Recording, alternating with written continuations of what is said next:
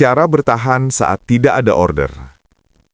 Ada fase dalam bisnis yang jarang dibicarakan. Bukan saat ramai, bukan saat omset naik, tapi saat sunyi. Tidak ada pesan masuk, tidak ada notifikasi order, tidak ada yang bertanya harga. Dan disitulah mental diuji. Banyak orang mengira usaha gagal karena produknya jelek. Padahal seringkali usaha goyah karena tidak siap menghadapi sepi. Sepi itu normal, tapi tidak semua orang siap menerimanya. Saat tidak ada order, pikiran mulai kemana-mana. Meragukan produk, meragukan strategi, meragukan diri sendiri. Padahal, sepi bukan selalu tanda salah. Kadang hanya tanda bahwa bisnis sedang bernafas. Masalahnya, kita jarang diajarkan untuk sabar dalam usaha. Yang sering kita lihat hanya hasil. Ramai, closing, omset. Tidak ada yang memperlihatkan hari-hari kosong di antaranya. Saat order berhenti, banyak pemula panik. Ingin langsung ganti produk, ganti harga, ganti arah. Padahal belum tentu itu solusinya. Hal pertama yang perlu dilakukan saat tidak ada order adalah berhenti menyalahkan diri sendiri. Karena menyalahkan diri tidak pernah menghasilkan solusi. Sepi bukan musuh, ia adalah sinyal. Sinyal untuk berhenti sebentar dan melihat ke dalam. Apakah produkmu jelas? Apakah targetmu tepat? Apakah caramu menyampaikan sudah dipahami? Pertanyaan-pertanyaan ini tidak bisa dijawab saat panik. Ia butuh kepala dingin. Saat tidak ada order, jangan berhenti bekerja, tapi ubah jenis pekerjaannya. Kalau biasanya kamu sibuk melayani pelanggan, saat sepi kamu sibuk membangun fondasi.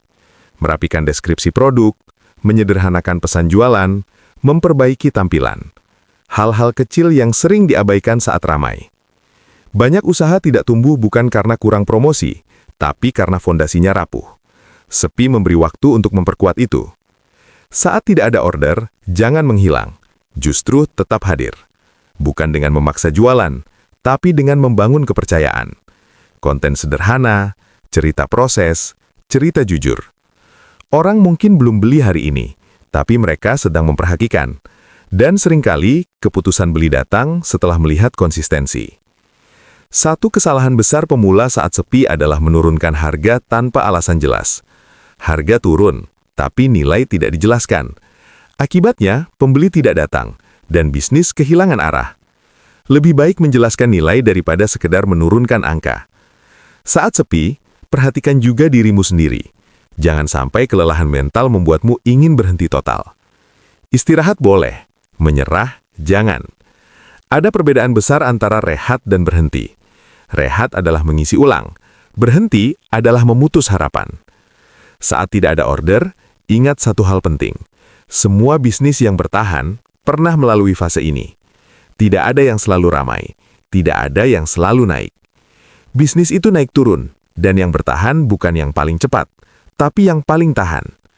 Kadang satu order datang bukan karena promosi besar, tapi karena kamu tidak berhenti saat sepi. Karena kamu tetap hadir, tetap belajar, tetap memperbaiki. Dan saat order itu datang, ia terasa jauh lebih berarti. Bukan karena jumlahnya, tapi karena ia membuktikan bahwa kamu masih di jalur yang benar. Sepi bukan akhir cerita. Ia hanya bagian yang tidak banyak disorot. Dan kalau kamu bisa bertahan di sini, kamu sedang membangun sesuatu yang kuat.